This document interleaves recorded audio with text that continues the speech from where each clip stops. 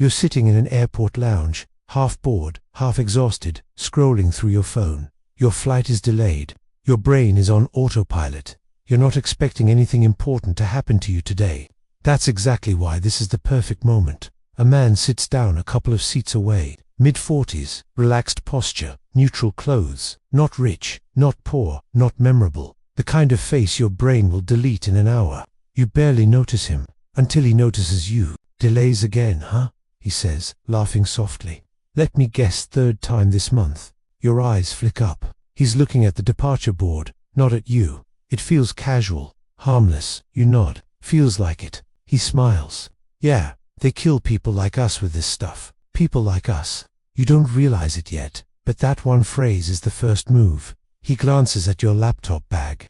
Business or just punishment? You chuckle. Business. He winces in sympathy. Same. Let me guess, tech. Government contractor. Something with too many acronyms. The guess is close enough that you feel a little jolt of recognition. You're not aware that your body just leaned a few millimeters closer. Now pause. Rewind that moment. You think you just had a friendly chat with a random stranger in an airport. From your side, it's nothing. From his side, it's an operation. He didn't sit randomly. He chose that exact seat because he already knew your name from the priority list on the screen. He already checked your LinkedIn while you were in security.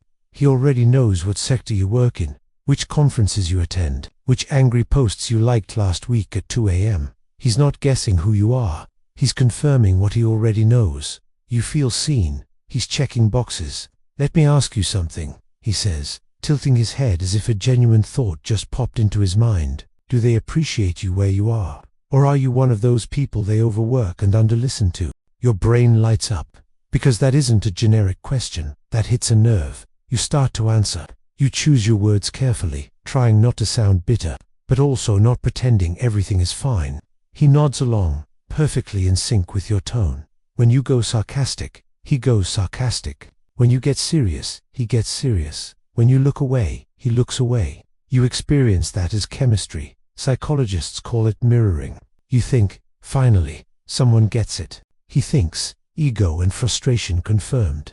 High potential. Keep going. Now, let me ask you something. How many times in your life have you walked away from a conversation thinking, I don't know what it was, but I really liked that person? How many of those times did you stop and ask, why, exactly? What did they do specifically that made me feel like that? Most people never ask that question. Spies bet on that. You're not stupid. You're not naive. You're not the kind of person who falls for this. That's the first illusion. Intelligence operatives don't target you because you're weak. They target you because you're human. They don't hack your IQ. They hack your patterns. They study how normal people react to flattery, to attention, to shared pain, to fear of being exposed. They know that under the right pressure, the right loneliness, the right resentment, even the most disciplined mind can be nudged, tilted, twisted one small degree at a time. And here's the uncomfortable part. Those tactics aren't science fiction. They're not limited to shadowy agencies. The same psychological games are being used right now in offices, in politics, in relationships, in demise by people who will never hold a diplomatic passport. So the real question isn't, do spies use mind games? The real question is, how many of those games are already being used on you? And you're calling it chemistry, opportunity, or finally being understood. Back to the lounge. Honestly, the man says, lowering his voice just enough to make it feel like you're sharing a secret. I see people like you everywhere. Smart, capable, stuck under mediocre leadership. It's a waste. Your stomach does a little flip, because that's exactly how you feel on your worst days, in your most honest moments. The ones you don't say out loud at work. The ones you bury under professionalism. You haven't told him any of that, but he's talking straight into your private monologue. That feels magical. It isn't. He's not reading your soul. He's reading your context, your badge, your clothes, your posture, your age, your shoes, the way you answered his first question, the way your eyes held a second too long when he mentioned overworked and underlistened to. He throws out a carefully crafted line. You T strike me as the kind of person who just accepts things as they are. There it is. He's not complimenting you. He's inviting you to define yourself. You feel a subtle urge to prove him right. So you open up a little more. You complain a little more. You admit a little more resentment than you meant to. And every word you drop on that table, he pockets. You think you're venting. He knows you're negotiating, without realizing it. Let's zoom out for a moment. In this video, we're going to pull apart that entire scene, piece by piece, until you can watch it in slow motion and see every psychological move for what it really is. We're going to look at why your ego, your loneliness, your curiosity, your secrets, and your need for belonging are all predictable entry points. How rapport, empathy, and I've been there too can be used as tools not to heal you, but to steer you. How tiny, harmless, yes moments, casual favors, small disclosures, minor breaches turn into invisible chains you don't notice until the day you try to pull away. And then we'll flip the table. We'll turn you into your own counterintelligence officer. By the time we're done, you'll be able to look at past conversations and ask yourself, very calmly, was that just a chat, or was that an attempted recruitment? And you might not like some of the answers. Because here's the truth, almost nobody tells you. Most people who get compromised feel tricked. They feel chosen.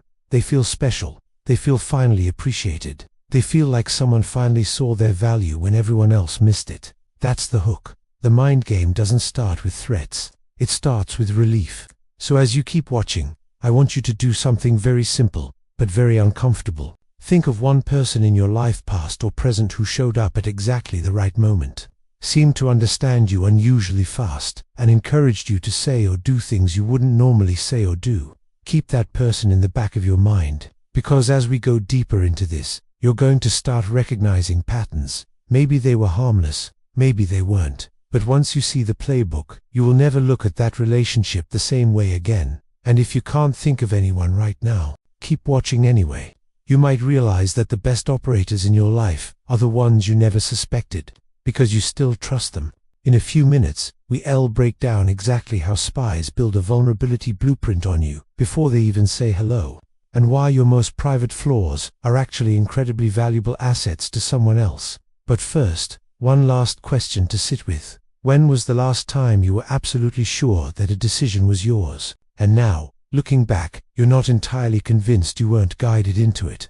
If that question makes you even slightly uneasy, don't go anywhere. Thanks for watching, and don't forget to like and subscribe for more insights into the unseen battles of the mind. Let's go back a few steps before the airport lounge, before the delayed flight, before the harmless joke about acronyms. Because by the time that stranger sat next to you, you were already mapped, not as a name, as a pattern.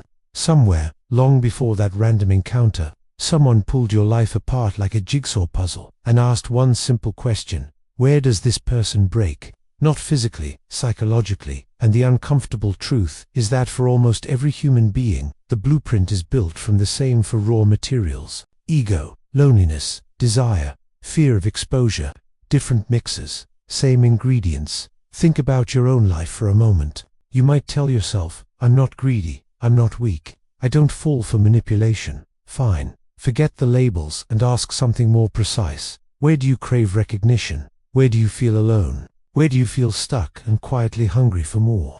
And what is the one thing you absolutely cannot afford to have dragged into the light? That's right, there is the skeleton key. For a good operator, your vulnerabilities are not random flaws. They're handles, and if you don't know where those handles are on you, someone else can grab them long before you notice. Let's meet Daniel properly. On paper, he's the kind of person you'd say is doing well. Mid-30s, good job at a defense-adjacent tech firm, pays his bills, knows his stuff. He's not reckless, not dramatic, not the type to set his life on fire. But look closer. Daniel has been passed over for promotion twice by people he's had to train. He goes home carrying resentment like a weight in his chest. He scrolls late at night through posts about toxic leadership and talent being wasted. He doesn't comment. He just likes. Silently, he tells himself he's fine. He's lucky to have the job. Other people have it worse. But there's a voice under that. They don't see you. They're using you. You deserve more. That's ego, not arrogance. Just a wounded need to be seen and respected. Handle number 1. Now add loneliness.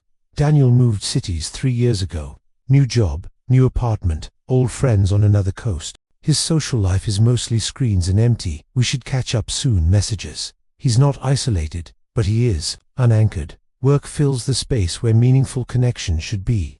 Handle number 2. Next, desire, not just money. That's too simple. Daniel wants out of the ceiling he keeps hitting. He wants freedom from the bureaucracy, the approvals, the managers who sit on his ideas. He wants to feel powerful, just once, to make a decision that actually matters. He wouldn't call it greed. He'd call it finally getting what I've earned. Handle number 3. And finally, fear of exposure. Years ago, early in his career, he cut a corner on a project. Nothing catastrophic, but bad enough that if twisted the wrong way, it could look ugly. He fixed it. It never saw daylight. But he still wakes up sometimes with that spike of cold adrenaline. What if someone found that email thread, that log, that missing spin-off? He has a private file mentally labeled, "This must never come out." Handle number 4. You might already see pieces of yourself in him. Different details, different history, same structure. And this is where the real mind game begins. Because for most people, those 4 areas are not weaknesses they're aware of. They're just life. You feel underappreciated. That's normal. You feel alone sometimes. Also normal. You want more. Human, you have a past mistake you hope stays buried. Welcome to the species. But when an operator looks at you, they don't see normal. They see potential entry points. And the profiling doesn't start with a file marked top secret. It starts with the things you willingly gave the world. Your LinkedIn open to opportunities. Your late-night tweets about incompetent leadership. Your Instagram posts about moving to a new city and not knowing anyone. Your little complaints in comment sections. The conference badges you wear. The way your eyes linger when someone mentions unfair promotion decisions. You think you're just existing. They're collecting. Ego, public achievements, frustrated posts, subtle self-promotion, loneliness, posts about weekends alone, moves, breakups, new cities, desire, anything you like or follow about getting out, escaping 95, starting over, big opportunities, being your own boss, fear of exposure, harder to see directly, but it leaks in defensive humor, topics you dodge, sudden silence when certain subjects come up. You know that feeling when an algorithm shows you an ad and you think, how the hell do they know that about me? Now imagine that but with a human being on the other side, taking notes. That's the vulnerability blueprint. And once they have the blueprint, the next step is to build a bridge. That stranger in the airport, they're not just a stranger. They are a custom-built solution to a problem you didn't even know you were screaming about. Think back to Daniel. Let's place an operator. We'll call her Eva in his path. She doesn't approach him with a trench coat and a whispered secret. She's at the same tech conference. She notices his name tag, looks him up, and sees the posts he's liked about bad management. During a coffee break, she doesn't ask about his work. She asks, "Tough year for your company, huh? I heard they're losing a lot of good people." She's not asking a question. She's holding up a mirror to his ego. He sees his resentment reflected and feels understood for the first time in years. They talk. She mentions a small, dynamic firm she's consulting for, one that values talent and moves fast. No bureaucracy. She's not offering a job. She's planting a seed of desire. A few weeks later, a follow-up email. Not from her, from a third party. An invitation to an exclusive, off-the-record industry roundtable. A place for real innovators to talk. It's an appeal to his ego again, but it's also a solution to his loneliness. He's no longer just an employee. He's an insider, an expert. He goes. He feels a sense of belonging he hasn't felt in years. The conversation is stimulating. They talk about projects, frustrations, the future, and somewhere in that conversation, a carefully placed question about a past project, one that sounds vaguely similar to the one he buried years ago. It's a test, to see how he reacts. Does he get defensive? Does he clam up? His reaction gives them a clue about where his fear of exposure lies. This is the cultivation process. It's slow. It's patient. It's a series of small, logical steps, each one feeling like a positive development in his life. He's making new contacts. He's feeling recognized. He's exploring new opportunities. He doesn't see the architecture of the trap, because each brick is something he wanted. The operator isn't fighting him. They are helping him get what he secretly desires. And in return, he's giving them information, one small piece at a time. Maybe it starts with a complaint about a flaw in his company's security protocol, then a comment on a project delay. He's not committing treason. He's venting to a friend, to someone who gets it. The final step is the point of no return. Once he's shared enough small, seemingly harmless pieces of information. They have leverage, not necessarily blackmail about his past mistake. That's often too crude. The leverage is the relationship itself. It's the collection of all the little confidences he's shared, a quiet reminder that he's already crossed the line. And now they ask for something that isn't harmless, a document, a password, a detail. By this point, refusing feels more dangerous than complying. Refusing means admitting to himself that this entire new world he's found, the recognition, the respect, the potential freedom, was all a lie. And that is often a truth too painful to face. So he complies. Just this once, he tells himself. The game is over. He lost before he even knew he was playing. The most powerful manipulation isn't a threat. It's a beautifully crafted answer to your deepest, quietest questions. It's the illusion of being seen, understood, and valued, delivered by someone who has studied your vulnerabilities with the precision of a surgeon. The lesson here is not to become paranoid. It is to become self-aware, to understand your own handles, to know where you are hungry for recognition, where you feel disconnected, what you truly desire, and what you fear. Because the things you don't know about yourself are the very things someone else can use to control you. The mind is a battlefield. Know the terrain. Thanks for watching. For Daniel, it looked something like this. Subject: mid-level engineer, security clearance, high technical skill, status: passed over twice, publicly professional, privately resentful. Psychological notes: high need for recognition, likes posts about unfair management, few stable local relationships, moved recently, occasional hints of regret about past almost mistakes. Motivators: respect, a sense of being valued, meaningful impact, escape from bureaucracy. Potential levers: validation of his competence, alternative career opportunities, a sympathetic ear for workplace grievances, subtle testing for hidden mistakes. Notice what's missing. Nowhere does it say dumb, weak, or corrupt, because he isn't. He's competent, smart, structured, and that's precisely what makes him useful. Tell me honestly, if someone came into your life who seemed to see your effort, your intelligence, your frustration, and they offered you understanding, validation, and maybe a door out of your current cage, would you automatically suspect them?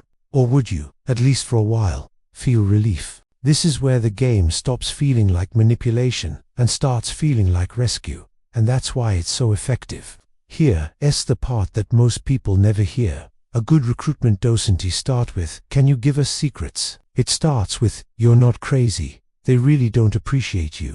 You deserve better." Then, maybe you're in the wrong organization. Then, you'd be valued somewhere else. Then, by the way, I might know people. Each sentence is a step. Each step is small. By the time the steps add up to something dangerous, most people can't even see where the line was. Profiling gives them the map. Your vulnerabilities decide the route. So let's do something uncomfortable. Pause the story. Forget Daniel. Forget spies. Forget agencies. Ask yourself, if someone had to write your blueprint right now, what would they put under each heading? Where would they stroke your ego so you open up? Where would they offer you belonging so you stay? Where would they dangle opportunities so you lean forward? And what, if threatened, would make you agree to almost anything, just to keep it hidden? If you feel a little sick answering that, that's good. It means you're starting to see what they see. Back to Daniel. The man in the lounge didn't just randomly land on overworked and under-listened. He already knew Daniel's company had axed a promotion round. He already knew Daniel had liked 3 posts in a row, complaining about senior management blocking progress. He already knew Daniel had moved cities alone and kept his social media mostly work-focused. So when he said, "They kill people like you with this stuff," it wasn't a guess. It was a calculated strike. He wasn't fishing in the dark. He was pressing on a bruise he'd already located. "Let me guess," he adds, watching Daniel's face carefully. "You read the guy who actually keeps things running while people above you take the credit." Daniel laughs. It's a bitter kind of laugh. He doesn't say yes. He doesn't need to. The stranger sees it in his eyes. Box ticked. Ego wound confirmed. Box ticked. Injustice narrative active. Box ticked. Potential for resentment-based motivation. Later, when the conversation deepens, when the stranger offers sympathy, when he shares his own experience with bad leadership, it will feel real, because the script is tailored to a profile that was written long before words were spoken. Here's the part that's going to sting. If you don't know your own vulnerability blueprint, You are the only one in the room who doesn't. Your boss might know it. Your partner might know pieces of it. Your friend who always sees you at your lowest definitely knows parts of it. And a skilled operator with access to your public trail can assemble enough of it to walk straight through your defenses while you're still deciding whether you like them. So no, the mind game doesn't begin in the airport. It begins when you start leaving psychological fingerprints all over the internet, all over your conversations, all over your daily micro-reactions, and assume nobody is paying attention. Let me ask you something brutally honest. If someone you barely knew gave you a disturbingly accurate description of your biggest frustration in life, would you lean in, or would you pull back? Would you say, "That's creepy"? Or would you say, "Finally, someone who understands"? That answer determines how easy you are to open. And the man sitting next to Daniel already knows it, because the first move in this game is never the question you hear. It's the file on you that you never see. In a moment, we're going to watch how that file turns into something much more dangerous: rapport, trust, the illusion of control. We'll watch how a Gitchy slowly transforms into I own you. And as we go there, keep one thought at the front of your mind. If someone, right now, decided to run a long game on you, which emotion would they start with? Ego, loneliness, desire, or the fear of being exposed? Whichever one made your chest tighten just now, that's where they'd knock first. Thanks for watching. If you found this glimpse into the shadows of the human mind intriguing, subscribe for more. The next time you see Daniel, it isn't in the airport. It's 3 weeks later, in a hotel bar, at the edge of a tech conference he doesn't even really want to be at. Different city, different crowd, different context. Same man. You know the type of evening, half networking, half pretending, nursing a drink you don't particularly like, making the same polite small talk with strangers who are all passionate about things they'll forget by Monday. Daniel is tired, his name badge is crooked, his smile is automatic, and then he hears a familiar voice behind him.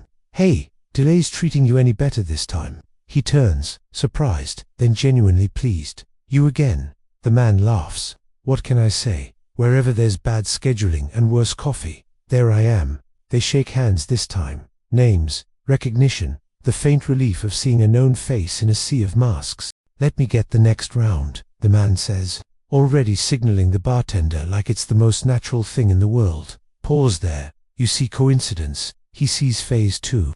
Let's pick this apart. First, the timing. Not too soon after the airport, no daily messages, no clingy contact, just enough space that Daniel's memory softens into something warm and harmless. Nice guy. Smart. Got it. When they cross paths again, it feels like the universe lined it up. It didn't. Second, the setting. A hotel bar at a conference is a perfect environment. Everyone is a little off balance, a little tired, a little looser than usual. It's a place where strangers talk about big things in low voices, where confessions are normalized. You've probably had nights like that where you told someone you barely knew more truth than you tell your family.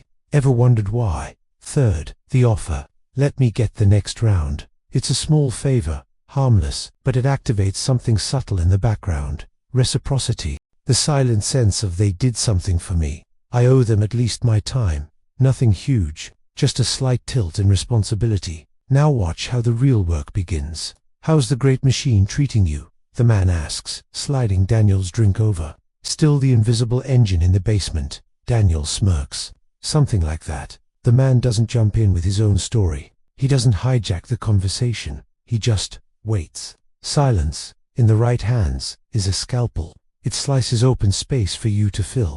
And you, like most humans, are uncomfortable leaving silence hanging. So Daniel does what nearly everyone does. He elaborates. He talks a little more about the promotion that never came, about the manager who takes credit, about the project stuck in limbo. His words are careful at first, then looser. The alcohol helps. The feeling of being understood helps more. The man listens, really listens. Or at least, that's how it feels from Daniel's side. He nods at the right moments, asks follow-up questions that show he remembered details from the airport conversation. He remembers names. He mirrors Daniel's frustration but never makes it bigger than Daniel's. He's always one notch below, letting Daniel feel like the main character. "You're clearly the guy who cares," the man says at one point, shaking his head. "Half the people I meet are just punching the clock. You'd actually give a damn. That's rare."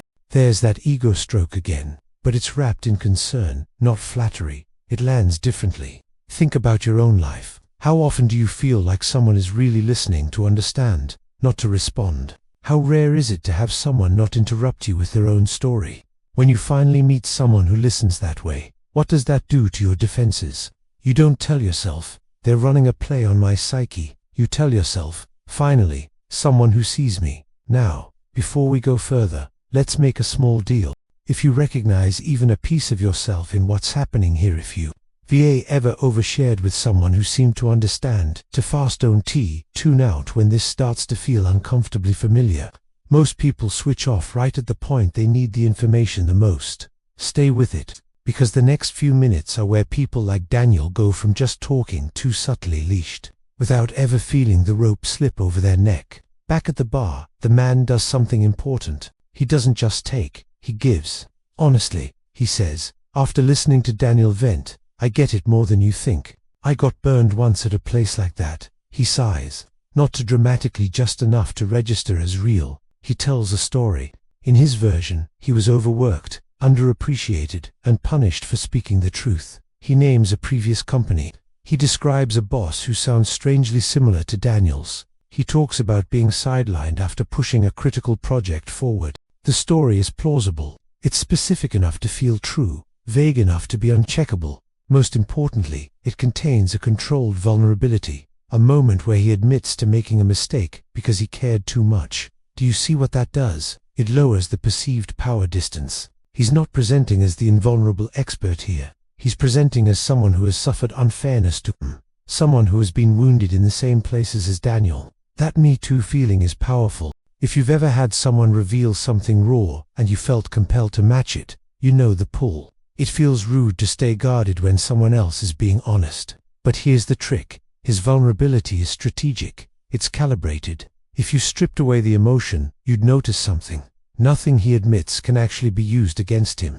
Can you say the same about the things you share? How did you deal with that? Daniel asks, genuinely curious. The man shrugs, giving a little weary smile. Badly at first. Drank too much. Talked too much. Almost tanked my career. Then I realized I was in the wrong ecosystem. I was fighting a system designed to exploit people like us. People like us. There it is again. That phrase repeats like a mantra. Every time he says it, he tightens the sense of we. We're not crazy. We're not the problem. They are we. They alliance formed. Enemy defined. You don't notice it because it feels like emotional support. He's just agreeing with how you already see the world. He just gets that you're not the issue.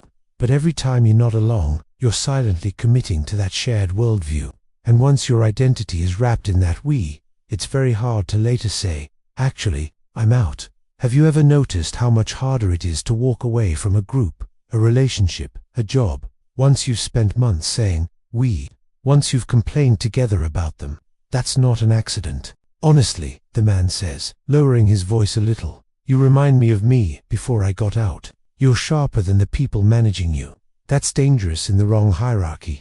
He lets that hang. Dangerous. He's planting the idea that staying where Daniel is might be the real risk. Later, that seed will matter. Now, he pivots. Can I ask you something a bit personal? He says, tell me if I'm out of line.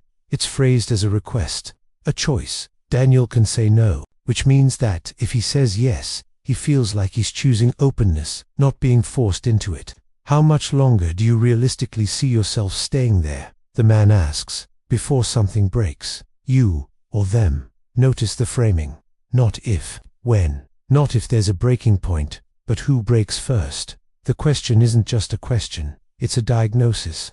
It tells Daniel that the situation is unsustainable, that a crisis is inevitable, and frames it as a battle for survival. It's a powerful psychological push, designed to accelerate a decision he might not have been ready to make. This is how the real game is played, not with overt force, but by shaping the questions, defining the choices, and leading someone to a conclusion that they believe is their own. Thanks for watching. Follow for more on the hidden battlefields of the mind. Daniel laughs awkwardly. I don't know. I mean, it's complicated. Of course it's complicated. That's why this question works. Most people live in a vague fog of later. Later I'll leave. Later I'll demand better. Later I'll fix this. When someone gently asks, "Okay, when exactly?" it forces that fog into a sharp discomfort. And who do you want to talk to when you feel that discomfort? The person who asked the question. "I'm not trying to push you," the man says quickly, softening his tone. "I just hate seeing people like you get slowly crushed by institutions that don't deserve you." Empathy, protection, advocacy. He positions himself as someone on Daniel's side against an unfair world. That makes what comes next feel less like manipulation and more like a favor. "Can I be blunt?" he asks. "Sure. You're not stuck because you're not good enough," he says. "You're stuck because you're loyal to people who will never repay it. That's your biggest vulnerability." He calls it a vulnerability, but the way he says it, it sounds like a compliment. Loyal, committed, hardworking. Who doesn't want to be those things? He's not attacking Daniel's character. He's telling him he's too good for where he is. Now, before we go deeper into this, I want you to make a tiny mental note. At this point in the story, if you were Daniel, would you feel manipulated? Be seen. See slightly uncomfortable but still drawn in. Be honest, because whatever your answer is, that's the way your mind responds to this kind of play. And the more aware you are of your answer, the harder it is for someone to run this on you without you noticing. Back at the bar, the man glances at his watch. "I've got to be in a breakout session in 10, he says. "But listen, I've made some transitions like this before, and I've helped a few people navigate out of places that were bleeding them dry. If you ever want to talk seriously about options, not just vent no pressure, here's my card." He slides it over. "Name a consultancy." That sounds vague but respectable. An email address that checks out on a quick search. A LinkedIn that looks solid. Nothing screams spy. Nothing screams trap. Just opportunity. "Think about it," he says. "Worst case, you waste a coffee. Best case, you stop letting other people write your story." He leaves. And here's the genius. He walks away before Daniel is done talking. He doesn't cling. He doesn't overstay. He leaves Daniel with the feeling of unfinished business. Unfinished business has gravity.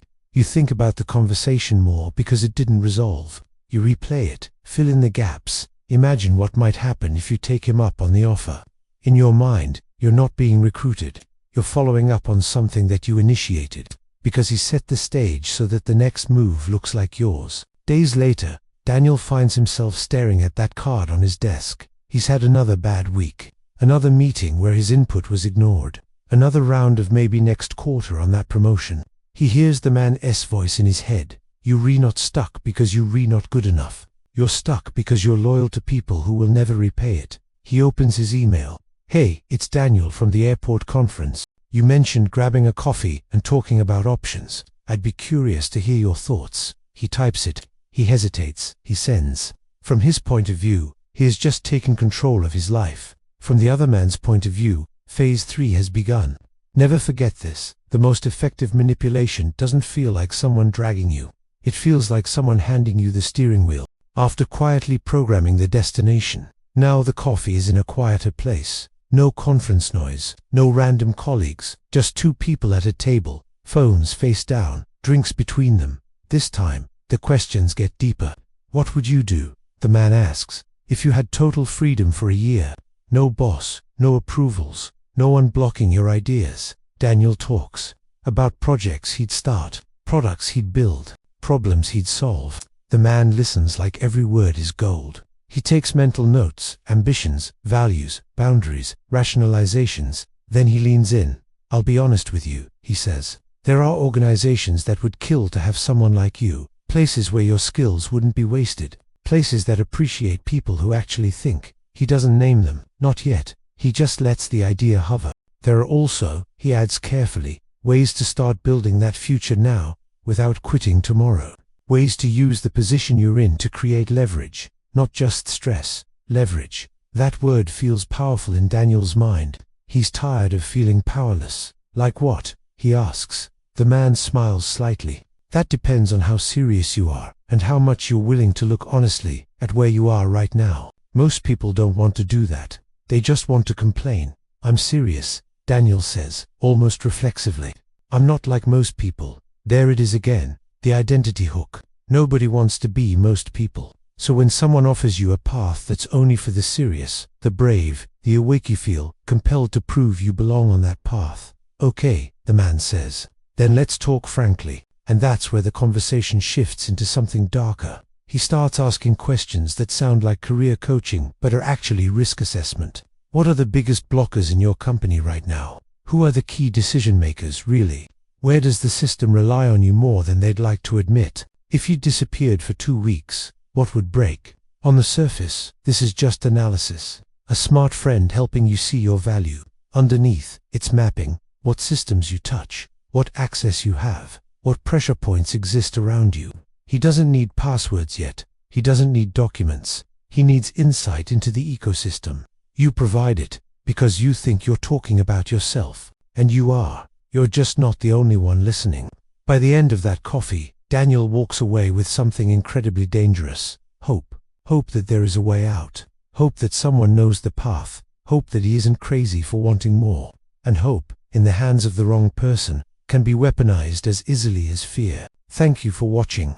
The mind is the most complex battlefield of all. Subscribe to learn more about its hidden wars. Before we move on to what happens when the small favors start before we turn the corner into leverage and subtle blackmail, I want you to ask yourself one last question. Is there someone in your life right now who shows up at the right times, listens more than they speak, agrees with your private grievances, and keeps hinting that you're meant for something bigger, but never quite says what that something is? If there is, you don't need to panic. You don't need to accuse.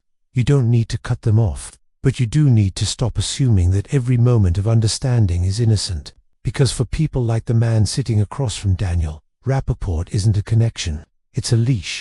And in the next stretch of this story, you're going to see exactly how that leash tightens one favor, one secret, one harmless decision at a Tim and Till walking away feels more dangerous than staying in. If you've ever wondered how good people end up doing things that make no sense to them in hindsight, you're about to watch it happen in slow motion. The next step comes dressed up as efficiency.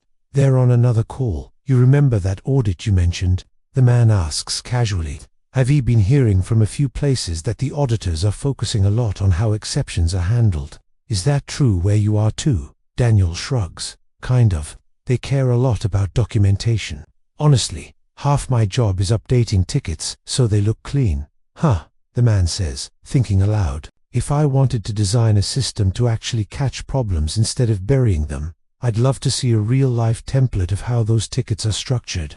Not your company specifically, just the format, the fields, the way things get categorized. It's crazy how divorced the theory is from what people really do. He says it like a theoretical musing, not a request. Not yet. Daniel answers in general terms, and then the man does something subtle. He goes quiet.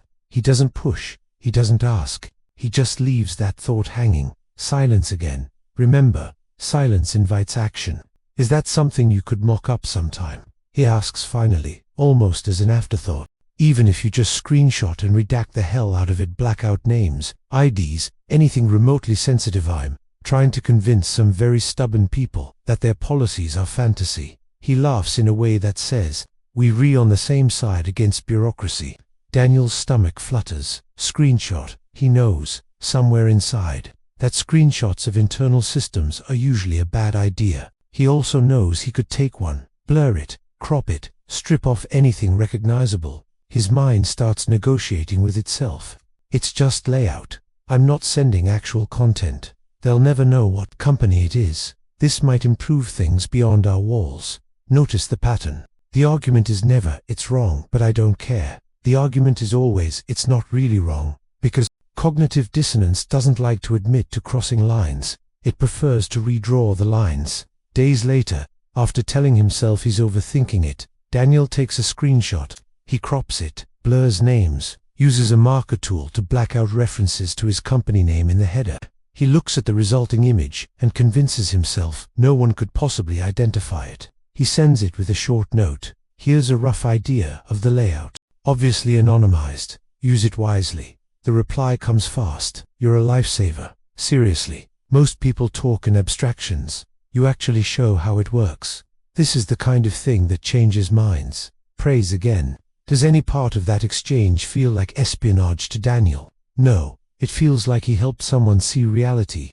And that's where the trap tightens without a sound. Because now there is a file, an email, an attachment, a timestamp. A digital trail that, viewed from another angle, could be framed very differently. Employees sent internal screenshot of ticketing system to external contact without authorization. Same action, different framing. Right now, Daniel is holding the helpful professional frame. Someone else, someday, might not be so generous. And the man on the other side of the exchange knows that. He doesn't wave it in Daniel's face.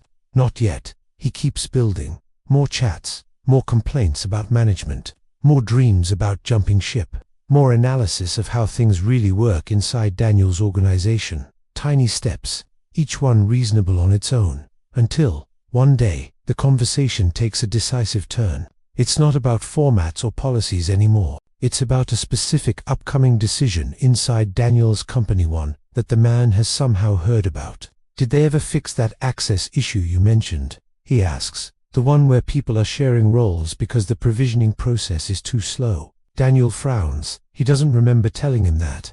Maybe he did, in passing. Kind of. Daniel says cautiously. Why? The man sighs. I'm working with a client who is about to sign off on a design that has that exact failure baked in. You'd be surprised how common it is. Honestly, I'm tempted to show them a real-world example, just to snap them out of it. Daniel's defenses twitch. That's not a good idea, he says. They'd go hunting for whoever leaked it. Relax, the man says quickly. I'm not talking about naming your company. I mean the pattern, the dynamics, the consequences if it goes wrong. He pauses. Off the record, he adds. Totally off the record, off the record. Another sedative phrase. It sounds like protection, like safety. As if speaking those three words magically changes reality. It doesn't. Nothing is ever truly off the record, with someone who records everything in their head. Tell me something, the man says. If that design flaw blew up tomorrow, who would management blame? The people who created the broken system, or the people like you who make it work despite them? You already know the answer. So does Daniel, he snorts. They'd throw us under the bus. Easy. Exactly, the man says. You're the one carrying the risk while they cash the bonuses. That's insane. He lets the sense of unfairness rise. Look, he continues softly. I get you don't want to cross lines. I respect that. That's why I like talking to you. But here's the thing no one tells people like you. Silence protects the wrong side most of the time. Silence protects the wrong side. He's reframing disclosure as moral courage. If the right people understood the reality of what you're dealing with, he says, they'd fix the system. But they don't, because they only ever see clean reports and pretty dashboards. The only truth they ever get is from people like you. And people like you are always too scared to speak. It's not subtle anymore. He's turning Daniel's integrity against him. Let me put a mirror in front of you for a moment. Have you ever been so angry at a broken system that you were willing to bend rules just to feel like someone, somewhere, finally knew the truth? That's one of the easiest emotions to weaponize. Righteous anger. If you decided, the man says, to show this problem to people who could actually change something, would that be betrayal? Or would that be loyalty to a bigger circle than your immediate bosses? That question lodges itself deep. Loyalty to a bigger circle, to truth, to safety, to the public. It feels noble. So when the actual ask finally comes, it doesn't feel like treachery. It feels like alignment with a higher value. Thanks for watching. Subscribe for more explorations into the unseen battles of the mind. You mentioned there was an internal memo about the workaround your team uses. The man says carefully. The one that technically violates policy, but keeps everything running.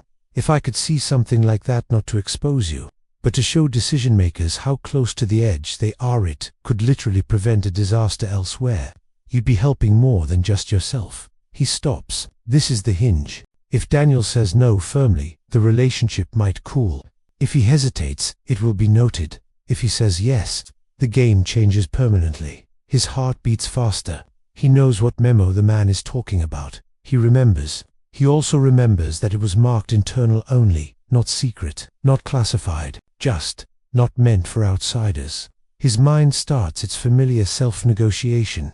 It's not top secret. It's not like I'm selling it. I can strip off the header. He's trying to help improve systems. And somewhere under all that, if I say no, I'll look paranoid, ungrateful. He might think I'm not serious, not brave, not the kind of person he thought I was. That's the identity hook closing. He doesn't decide in one moment. It takes days of back and forth in his own head.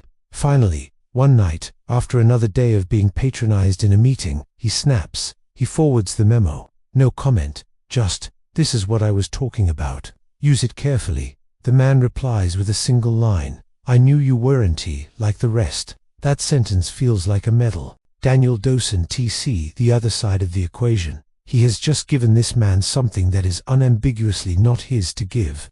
Now there is no way to frame it as just general industry insight. There is a document with metadata, with a trace, and the person holding it knows that. Weeks pass, then everything shifts in 3 lines. They're on a call, casual, nothing heavy. "By the way," the man says, "I was cleaning up my inbox and noticed that memo you sent. Made me realize something." Daniel's chest tightens. "What?" "It's a perfect case study," the man says. "If someone ever wanted to make things ugly, they could take that completely out of context and make you look like the villain, especially if they were already looking for a scapegoat." He doesn't say, "I would do that." He says, "Someone." Diffuse responsibility. Keep it impersonal. Daniel swallows. "You deleted it, right?" There's a tiny pause. "Of course," the man says lightly. "I'm not stupid, and I'd never hang you out to dry. We're on the same side, remember? If you go down, my credibility goes down too. We're on the same side. If you go down, I go down." He's binding their fates together. On the surface, that sounds reassuring. "I'm tied to you. I wouldn't betray you." Underneath, a different truth. "You've done something that can be used. I've seen it. And now, whether you like it or not, we are entangled." The leash is now wrapped around Daniel's throat, still loose, but very real. If he walks away now, what happens? Nothing, maybe. Or maybe one day his company audits outgoing emails, traces an odd attachment, asks why an internal memo ended up in an external inbox tied to a consultant they've never heard of. And what story will the man tell if he's ever confronted? Who will he protect? These questions don't need to be said out loud. Daniel's own imagination does the work. Fear fills in the blanks. "If things ever get hot around that issue," the man says quietly, "you talk to me first." "Okay. I'd rather manage the narrative with you than watch others twist it." Manage the narrative. He's not offering protection. He's offering supervision. Now the psychological gravity has flipped. Before, Daniel felt like he was choosing whether to engage. Now he feels like he has to manage a risk, and the person who created that risk with him is presenting himself as the only one who can help contain it. Can you see how the cage builds itself? You agreed to something that felt small. Later, someone else names it dangerous. Now every future choice you make is haunted by the thought, what if this comes out? That's leverage.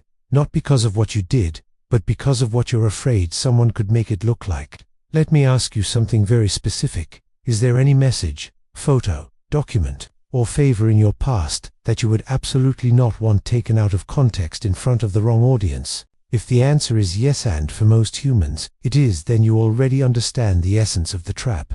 It's not about espionage. It's about the gap between what you did and what someone else could make it mean. Daniel is now living in that gap. From here on, every ask will sit on top of that earlier act. Every time he hesitates, he'll hear a little whisper. "You're already in this. You've already crossed a line.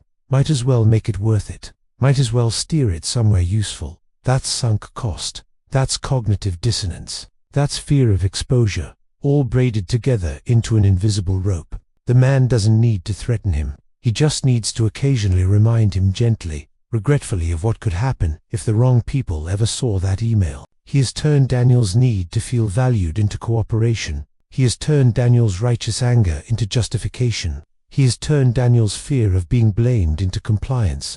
And he did it all without ever raising his voice. Before we move into the part of this story where these tactics show up outside of spy movies in offices, politics, friendships, relationships, I am going to ask you to do one thing. Dan T. Comfort yourself with the thought, "Well, I'd never send a memo like that." That's not the point. The point is that everyone has something they can be made to feel guilty about. Everyone has a line they can be tricked into blurring. Everyone has a moment where the story in their head shifts from "I am being careful" to "I just need to not get caught." The question isn't whether you're capable of reaching that point. You are. The question is how early you notice the slope under your feet.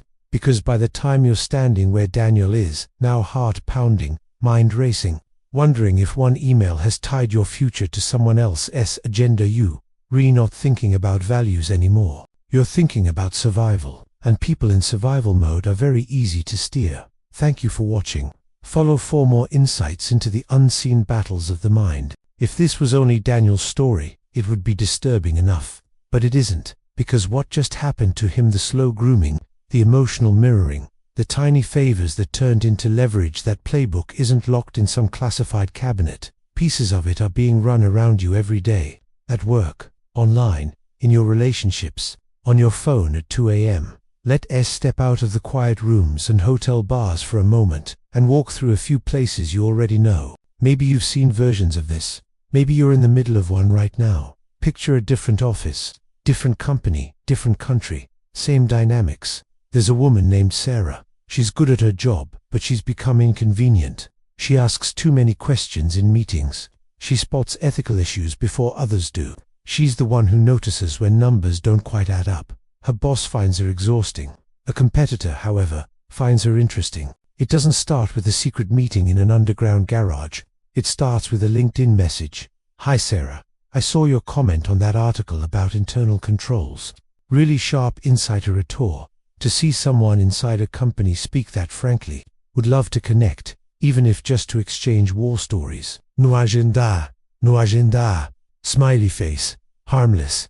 They connect. They talk about the industry, the challenges, leadership blind spots. The recruiter, so he calls himself, shares his own horror stories about companies ignoring red flags until it's too late. He validates her frustrations. You're clearly seeing what others are missing, he says.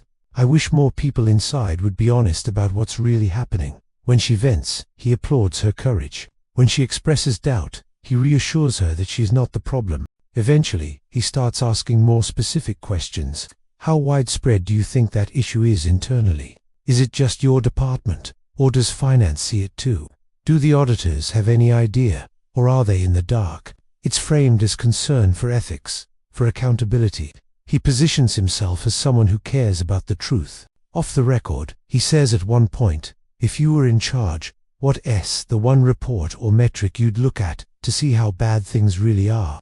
And just like that, the conversation shifts from abstract complaints to concrete structures. She's not betraying anything, she tells herself. She's trying to protect people. That phrase is a slippery slope. Protect people. It can justify a lot. Have you ever shared something you technically shouldn't have because you believed you were serving a higher good? Your mind didn't label it betrayal. It labeled it conscience.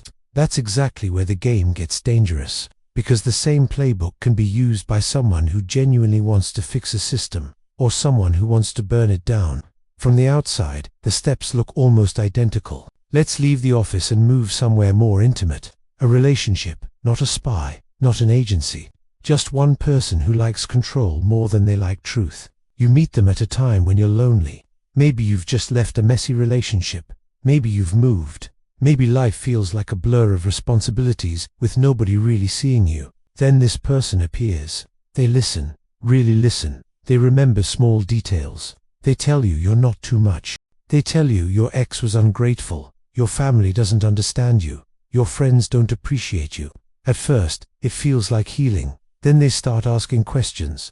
Little things wrapped in concern. Why do you still talk to her if she makes you feel that way? Do you really trust him? He doesn't seem to show up when you need him. Why don't you ever stand up to your boss? It hurts me to see you treated like that. You open up more. You tell them about fights, missteps, secrets. You confess things you're ashamed of because they make you feel safe.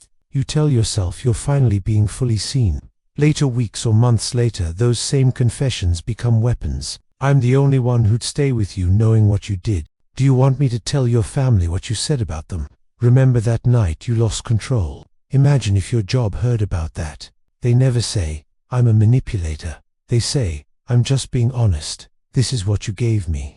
I'm only reminding you. Different context, same principle. Leverage built out of shared vulnerability, then turned into a leash. Does any part of that feel uncomfortably close to home?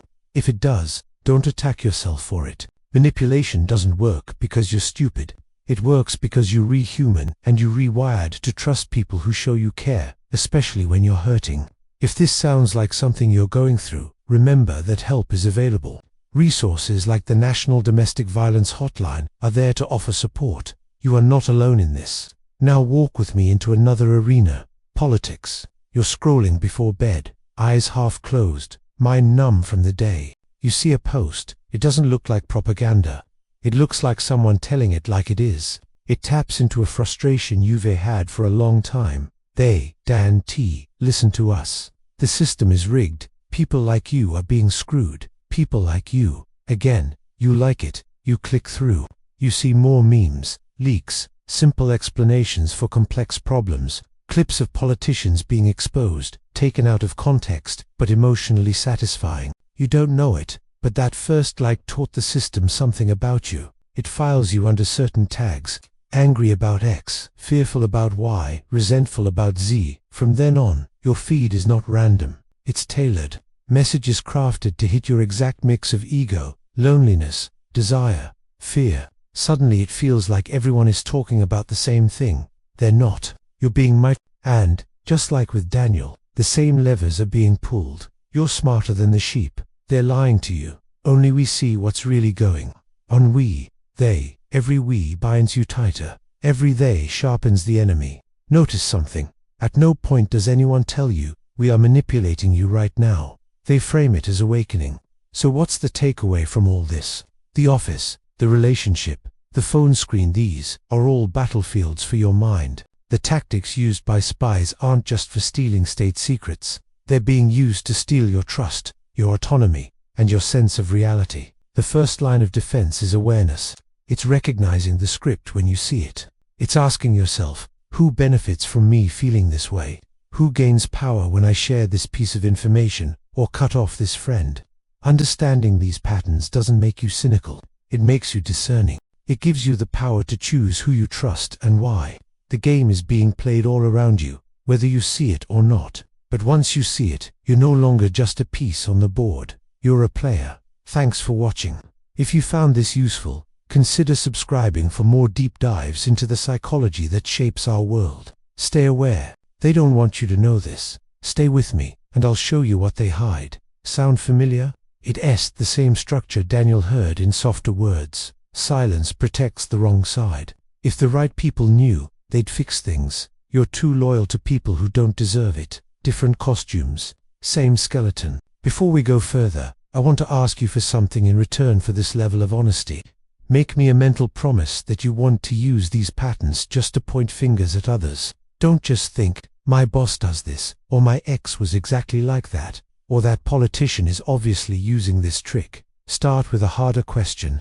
Where do I reward people for manipulating me this way? Where do you ignore red flags because the validation feels too good? Where do you call grooming destiny? Where do you call exploitation opportunity because it fits your favorite story about yourself? This isn't about blame. It's about taking your hands back off autopilot. Let's look at one more arena. The influencer, the guru, the mentor. You find them on YouTube or TikTok or Instagram. They talk about trauma or hustle or masculinity or femininity or success or spirituality. At first, it genuinely helps. They put words to things you've felt but couldn't describe. They name patterns in your life that suddenly make sense. They call out systems that have hurt you. You feel seen. They share parts of their story that mirror yours. Neglect, failure, heartbreak, burnout. You cry watching some of their videos. You feel less alone. Then something shifts. The content becomes slightly more urgent. Most people will stay asleep, but not you. 99% of people won't do what I'm about to share. If you're still watching this, you're different. You feel chosen, special. Then comes the ask. Not always money at first. Sometimes it's loyalty. Cut off people who don't get this. Stop listening to anyone who questions this path. Your friends and family won't understand your growth. They slowly separate you from outside feedback. Now their voice becomes the main interpreter of your reality. If they say someone is toxic, you believe it. If they say a flaw is really evidence of your power, you accept it. If they say that anyone who criticizes them is jealous or controlled by the system, you dismiss the criticism without reading it. This is just Daniel and the man in the bar on a massive digital scale. Only we see the truth, the rest are blind. You're brave for being with us. Now imagine that instead of asking you for documents, They ask you for your time, your money, your public defense of them when they're caught lying. The mechanics are identical. Build a vulnerability blueprint, offer relief, create rapport, redefine loyalty, introduce small compromises, turn them into proof of commitment. You don't have to be in contact with a foreign agent to be under psychological influence. Sometimes it's a boss who keeps you just afraid enough to overperform. Sometimes it's a partner who uses your secrets as a cage. Sometimes it's a movement that uses your pain as a recruitment channel. Sometimes it's an algorithm that knows your fears better than your family does. You live on a battlefield you can't see precisely because it feels like home. Here's the hinge in all of this. Information isn't neutral when it passes through emotion. I am just sharing how I feel can easily become I am giving someone the keys to my leverage points. I am just venting can become I am training someone on how to hurt me later. I am just being honest for once can become IVE, handed over stories that can be twisted into a weapon. That doesn't mean you should shut down, stop trusting, or live in paranoia. But it does mean you have to start asking wiser questions. Why this person, at this moment, with this intensity of interest in my pain? Why do they always want to hear about my worst memories, my angriest thoughts, my most shameful secrets? What do they actually do with what I tell them? If the only time someone lights up is when you're bleeding, they're not a safe harbor, they're an analyst. Before we move into how to defend yourself into the specific questions and habits that turn you from a soft target into someone much harder to game, I want to make you one last offer in this act. Take a minute after this video, when the noise dies down, and write down 3 names. One person who makes you feel unusually seen. One person who makes you feel unusually guilty. One person who makes you feel unusually indebted. You can love them, you can hate them, you can be unsure. Just write the names. Then ask, for each one, what are they teaching my nervous system? That I'm safe, that I'll be abandoned if I say no, that I owe them something I can never fully repay. You might find that some of those names overlap. You might realize that you've been calling someone the only one who understands me, when what they really are is the only one I've allowed that much access to my vulnerabilities. Access is power, and if you don't control who has it, someone else will control what they do with it. In a moment, we're going back to Daniel not just to see what he does next, but to use his story as a mirror for how you can start defending your own mind, because learning to spot the game is only half of it. The real shift happens when you start changing your automatic responses, when you stop rewarding people for pulling these levers, when you stop mistaking mind games for fate. If you want those tools, if you want the kinds of simple questions that break most operations before they ever really begin, stay with me. The tactics are sophisticated. Your defenses don't have to be. They just have to be conscious.